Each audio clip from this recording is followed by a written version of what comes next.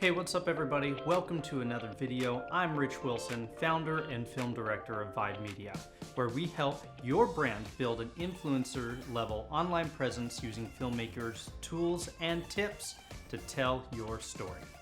In this episode of Vibe Check for you, we talk about some Hollywood movie controversies and scandals, especially when it comes to some of the CGI aspects of movies, such as most recently Sonic the Hedgehog and Cats.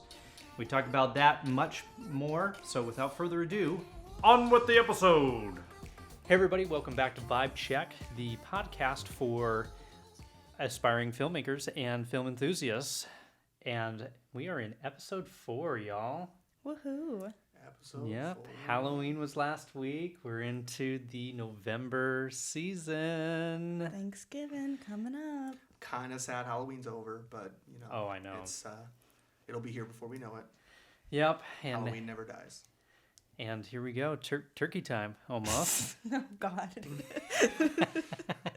No turkey for me. No turkey. No turkey? No, I'm allergic to turkey. Oh. So I cannot have it. I am allergic to tryptophan, so I can't have warm milk, can't have turkey. I get, violently ill. Oh. Interesting. Yikes. My Thanksgivings are not traditional. We do a different mix of foods. Bison burgers. Bison burgers, Mexican food, Chinese food, whatever. You just mix it up every year. Fun. Now, great. Now we're talking about food, and now I'm hungry. Yeah. Oh, man. Jeez Louise. Thanks. After this episode, we'll go eat. Yeah. Okay, there cool. we go. All right. I'm cool with that. Yeah. Awesome. All right. So we talked about Parasite last week, and we've got the next challenge. The movie challenge next week is going to be 1917, and pretty excited about talking about that. That was definitely one of my favorite movies of last year, won Best Cinematography, so that will be fun to talk about, so you don't want to miss that episode. And today we're going to talk about some film conspiracies, or not conspiracies. Controversies, thank you. But I guess it could kind of fall under a little conspiracy. Yeah, a little bit. I think in a way, definitely, with some of the movies that we're going to be talking about today. Yeah, I think one of the most recent controversies we've had, a couple of animated films or things that had some, not animated films, but I guess CGI films that did some reworks. Yeah. Most infamously here, we have a little model of this guy here. Oh, Sonic the Hedgehog. Yes. So Sonic, that movie, in case people don't remember, had some pretty tough criticism with the trailer when it released. They got straight up bullied on Twitter. Oh, and I was a part of it, I'll be honest. I think all of us were a part of it. If you were a fan of Sonic growing up, as I was, heck, I even have the Sonic games on my phone because they have apps for that now where I play. And you saw that? I was like, what? It was a little cringe. It was a little weird as far as the character design. It just looked like it looked like they were trying to make him seem too human. They got rid of that cartoony gaming aspect to it. It literally looked like a 3D cat. Yeah, well, and that was the cartooniness. It kind of threw me for shock because I was coming fresh off, I play Super Smash Brothers too, and that's the most recent occurrence of Sonic. That's very character-like, just like this, and going from that to having human teeth and eyes, weird. Yeah. It was just, and nothing was right. The proportions were wrong. So that was kind of one of the big controversies there. That is interesting in the way that it handled itself because of all the backlash, they ended up redesigning the entire movie with Sonic from start to finish. So they went back and redid all of the actual graphics for Sonic before it released.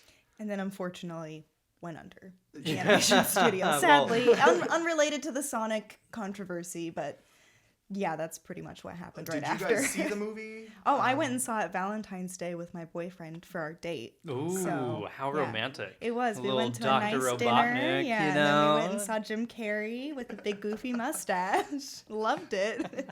No, it was actually I thought it was a good kids movie at least. And there was some adult sense of humor, and they had some memes from Twitter that were on there related to some Sonic fans that are infamous on social media. So that was fun.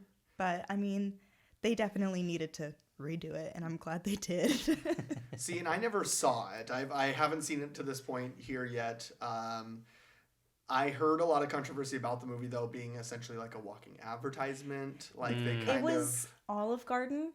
That was the walking advertisement, and it was more so obvious jokes. Like, it was so clear what they were trying to do. Okay. And they played it off, like, jokingly. Like, oh, this is overly advertising. Almost similar to Wayne's World. When the Pizza Hut. Yeah, with the Pizza Hut and the Adidas. Pepsi. And they're like, we won't sell out, but oh my gosh, I've got a headache. Here, take 2 pills. 2 little yellows. Oh, God. Yeah, I definitely have to give it a shot. I know it's something that for a while before this movie was coming out, there was a rumor mill that just like, Marvel's been creating this big universe of movies and killing the game right now of just movie after movie, creating a whole cinematic universe. An interconnected web of movies and entertainment, because don't even count out some of the TV shows that they had, Agents of S.H.I.E.L.D. and some of the other ones that they released. They all are interconnected in that same universe, and everybody's trying to play catch up. Well, and I know that Rich will get excited on this because there was rumors for a while that they were going to do a whole Super Smash Brothers film universe that they were going to do, starting off with Detective Pikachu. Yes, I loved that movie. Which is a phenomenal film. It was a great movie. And Sonic falls right under that same type of kitschy, like adult but still kiddish kind of category. Oh, yeah. But yeah, there was a rumor for a while they were going to do that. They were going to do a Sonic movie, a new Mario movie, all these things. They need a new Mario movie. Only if it's live action Mario and Luigi again. Well, yes. If they want to do this ambitious crossover that the rumors are talking about, it can't be live action. I know, but a girl can dream. Yes, absolutely. But that was the big kind of underlying rumor on that, which I was kind of disappointed it was not actually coming to fruition. Yeah. I mean, it's a fever dream, but who knows though? Who knows? Like sky's the limit, right? In filmmaking and artistry, the sky's the limit. You can literally come up with something. If you have a camera, go shoot it. You've created something, and that's what filmmaking is all about. All that artwork is about creating that idea in your mind, building it, and then just showcasing your creativity. That's what storytelling is all about. Mm-hmm. And what I found interesting is going back to this controversy about the design of Sonic, and then having the community overwhelmingly, and rightfully so, said, they bullied, right? No, we did. We bullied. Oh, yeah, absolutely. but they listened. How many times do they not listen?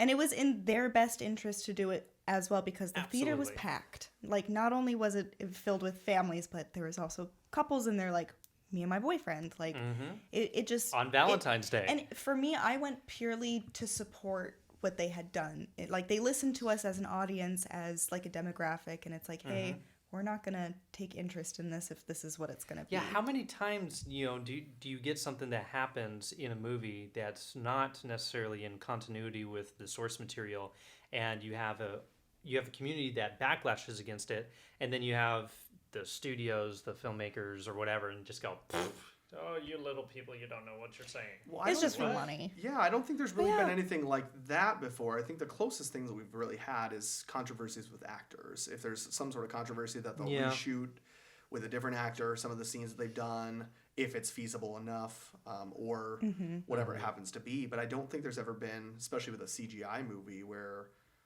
that has such a strong connection to a lore that required a revamp of it in order for it to be. Such a short time too. I think they did it in 5 months. It was supposed to come out in November, and it ended up coming out in May. Or I'm sorry, not May, February. Yeah. Okay.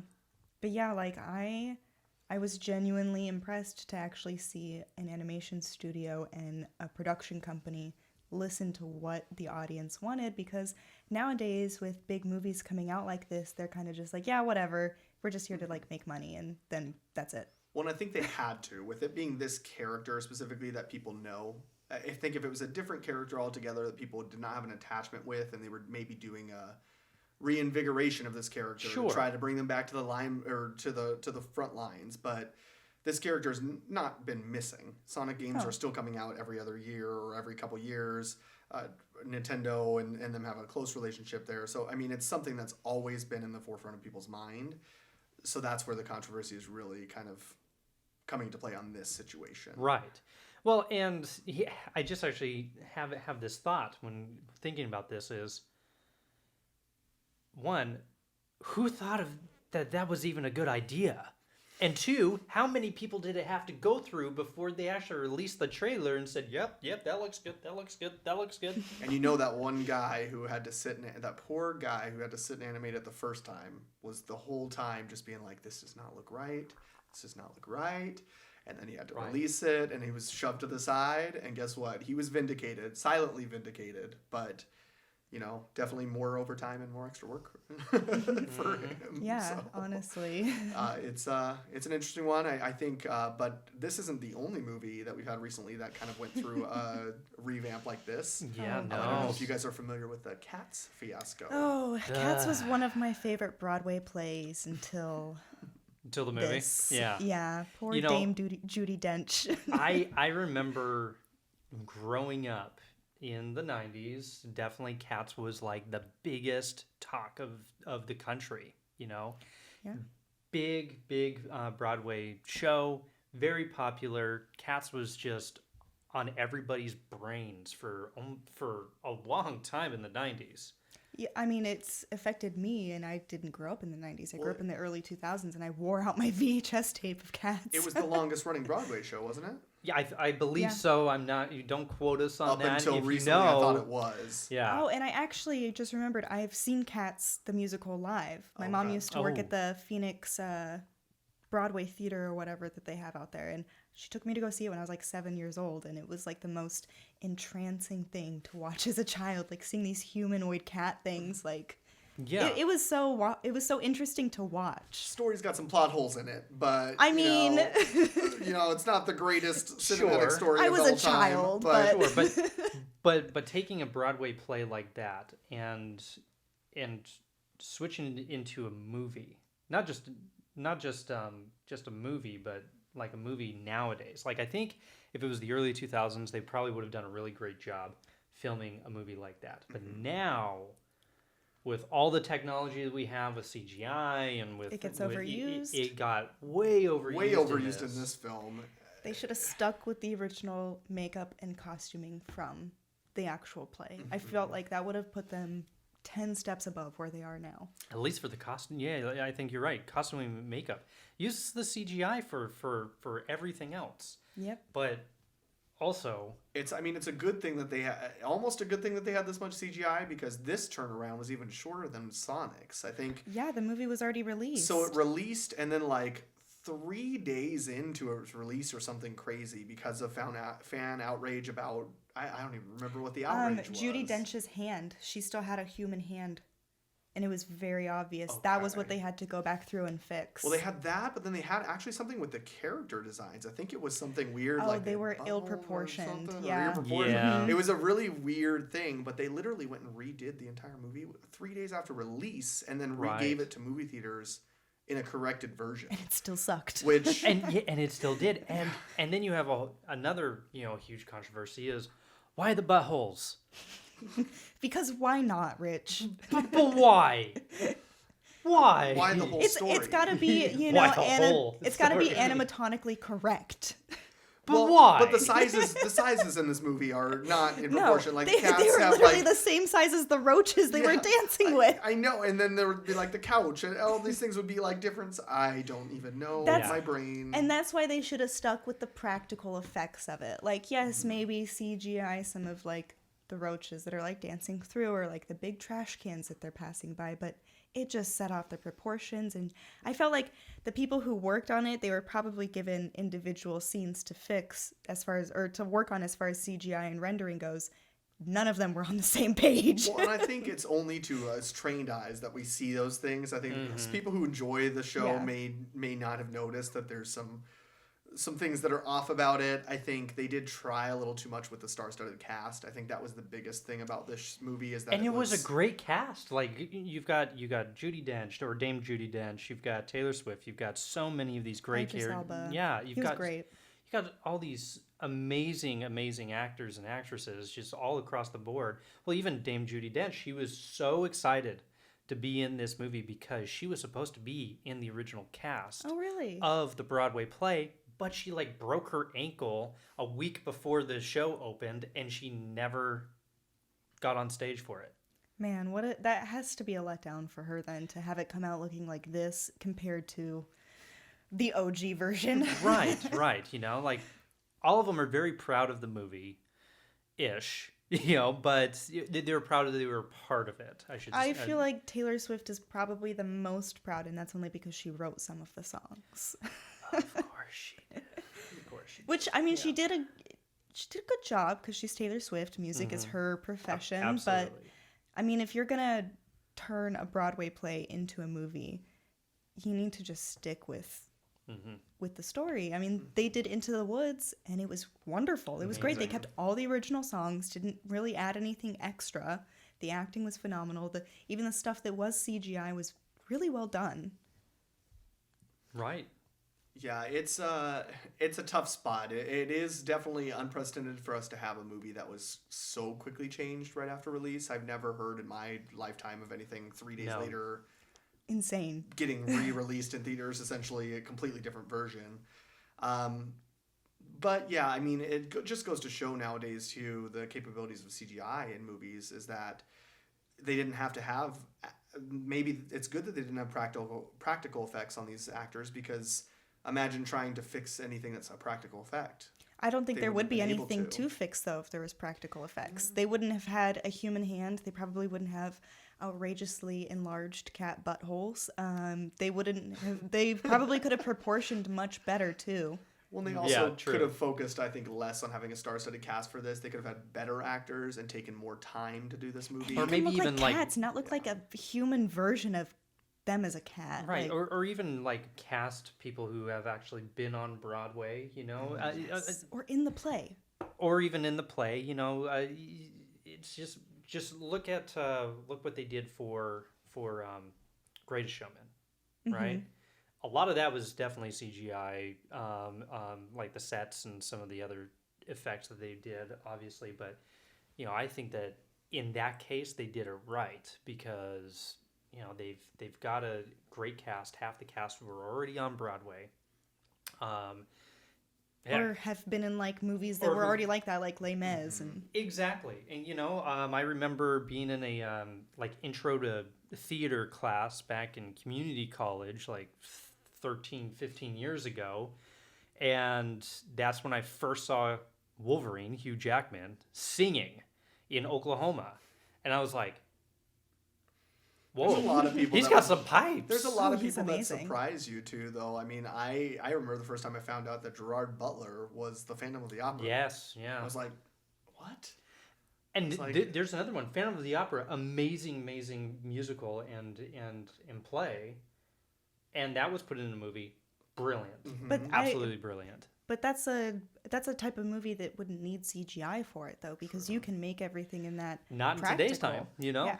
In today's time, like, why not? They probably would have. Yeah, they probably would have done his face all weird CGI rendered. Yeah. And I just feel like this whole thing with Cats just proves that they're relying too much on CGI and digital, like, rendering and fixing and creating, that they're missing out on actually making good content. Right. Yeah. As a cinematographer myself, this goes back to, I mean, one of the biggest controversies that I remember for me was when Life of Pi won Best Cinematography. Yeah, what the heck? Yes, that one, and also Hugo. Do you remember that one? Guillermo del Toro's movie. Yeah. Mm-hmm. But Life of Pi struck me weird as winning Best Cinematography because I get it. It's literally all green screen or blue screen. If anything, it maybe should have won Best CGI, Best Digital Production, or like digital cinematography, but not actual cinematography, because actual cinematography is more about lighting. Like, you're seeing lights behind us, you're seeing the camera angles, you're seeing all those things that are actual more true cinematography. In the Well, way you that compare skills it to are. 1917 and how they won Best Cinematography. I mean, I haven't seen the movie yet, so I can't really compare the two, but just from the clips that I've seen and loving Dunkirk so much and knowing that it's the same people, like I think there's a clear line to draw between CGI cinematography technically and actual like legitimate professional cinematography. Shout out to Roger Deakins. It's I mean both require talent regardless. Absolutely. Well, actually, that might be a really great topic for another episode coming up, sometime in this podcast of cinematography, CGI cinematography versus practical cinematography. What actually wins? What's our preference? What are the differences? How do we see it? Because I'm kind of alongside with you, Forrest, is that, when I think of cinematography, I think of War Horse, I think of 1917, I think of Lord of the Rings, I think of all of these other great and majestic, scenes and just great cinematic breakdowns.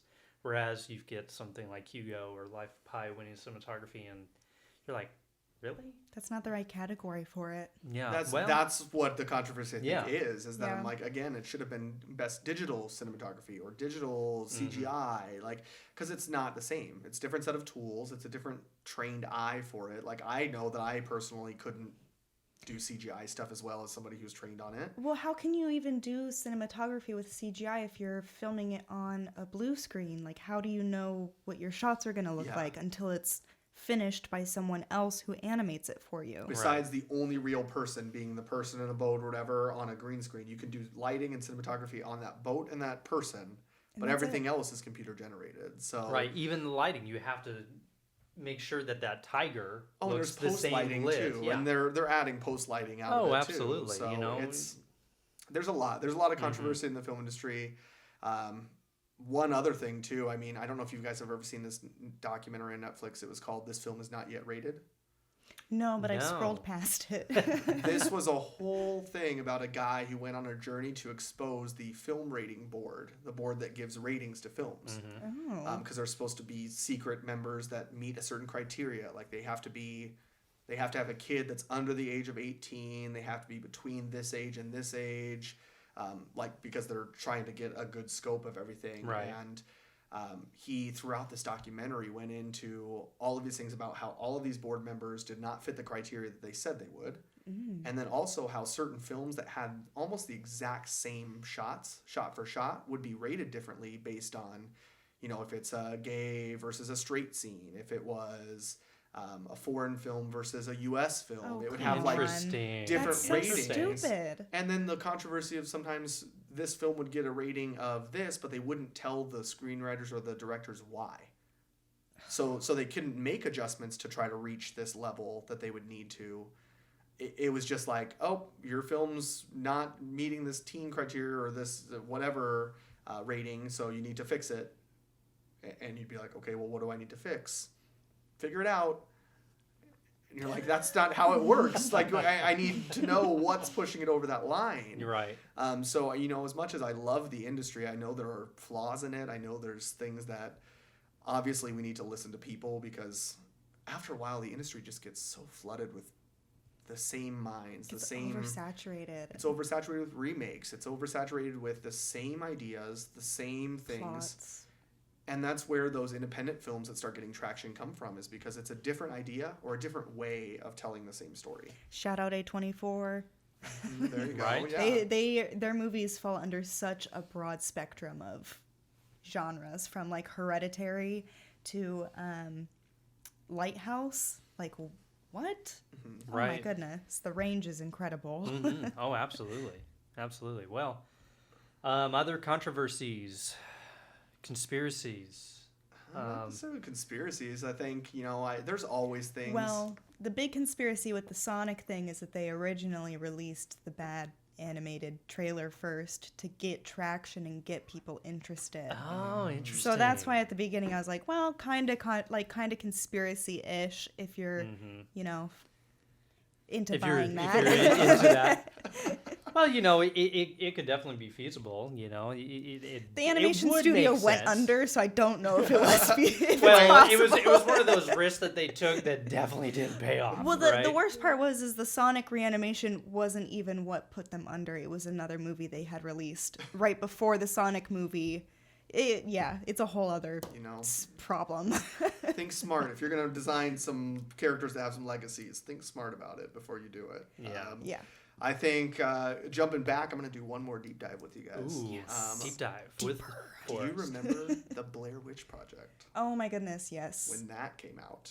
No, I don't remember when that came out. Well, you wouldn't remember when it came out, but I remember the first time watching it. There's controversy behind it because what this team decided to do, it's kind of originated the found footage type of film. Mm-hmm. Right. But they set up this whole story a year prior to filming. They went to this town and put up posters about missing people. Made a website. All these things, got news stories run. The actors and the actress were unnamed people, didn't have Unnamed like a footing. people, and then even more so. So this film released, it was huge because it was such a unique film that had never been done before. But the director who made the movies made sure that the actors were not doing any public appearances or interviews for a full year after the film was released. Wow. So this was a 3-4 year project that they put together to make this cheap film that was honestly super cheap to make, but caused just a change in the film industry back in the day. People thought it was real. People thought that it was a real found footage video, which now you're like, how did anybody think that they would release this if it was actually found police footage? They would never put it in theaters. But just another example of, causing some stir because this town actually went through a lot of stress of like, these people are lost in the woods. People were wondering what's going on. Is there, a murder in our town? Yeah. Is there, so it's causing a lot of unnecessary stress for people that didn't need to be there in the first place. Yeah, well, you can even trace this back as far as Cannibal Holocaust, where they did the same thing. I mean, they hid those people. Like, people took the director to court because he thought he actually killed the characters in the movie. I mean, he ended up getting fined or going to jail or doing something for animal cruelty, but people legitimately thought those actors died because he did such a good job at marketing and just creating a sense of realism in it. Like, that, Dang. yeah. Wow. The industry is full of it. The industry is full of controversies and weird stories. Oh, we're just. And that's why we love it. We're just biting at the tip too. That's just like the recent, some of the recent ones, and I'm sure that we'll probably come back to this. There'll be another one soon. Oh yeah, probably next year. I mean, tell us what you guys think. Leave some comments, things like that. Let us know if there's other topics like this you want us to talk on. I know we're kind of just winging it right now as far as us getting started on our flow. Right. So we're kind of just coming up with ideas sometimes the day before, week before. This was kind of a last minute thing for us on this one. And it's always interesting. It's something to kind of break down different perspectives again, coming from different areas and seeing how people remember different ages too. I mean, it's always a fun time. Oh, I love it. But again, thank you for listening to Vibe Check. And, I think going off of Sonic, I think we should probably talk about video games and movies in the upcoming episode. But until then, keep vibing. Bye, guys. Hey, I hope that you enjoyed the episode. Now, if you're liking the podcast, be sure to follow us, hit that like button, and subscribe to know when we drop the latest episode every Friday. Also, let us know how we're doing by sending us a shout out in the comments below, and tell us some of the controversies you would like us to talk about in future episodes. Because, don't get us wrong, there are plenty of them. We want to know, so comment below. So thanks again for joining us in this video, and with that, keep creating, build your brand, and go out there and tell your story.